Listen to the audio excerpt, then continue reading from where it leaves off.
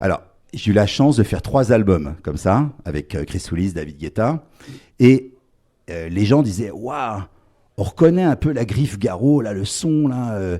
Comment tu fais? Alors, je vais vous dire le secret, je peux le dire aujourd'hui. Ce que j'ai fait, et en plus c'est la meilleure place pour vous dire le secret, c'est que j'ai tout simplement utilisé les techniques que j'avais apprises à la radio, de traitement de son de radio.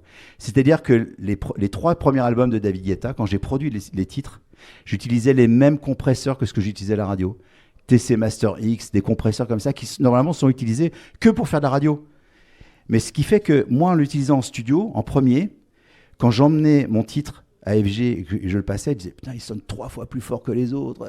Comment tu fais pour masteriser? Alors, j'avais un peu triché évidemment parce que je faisais un peu de processing en avant.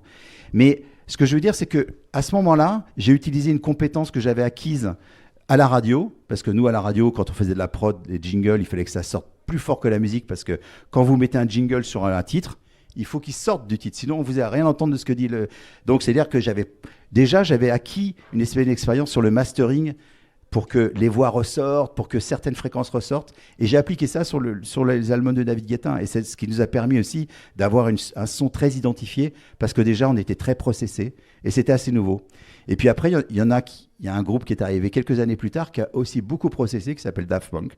Et ils ont énormément progressé, encore plus. Ils ont processé beaucoup plus. Mais c'était ça l'idée. Ils ont une vraie couleur de son, parce qu'ils utilisaient un procédé qui est normalement plus exclusif à la radio que des producteurs de musique.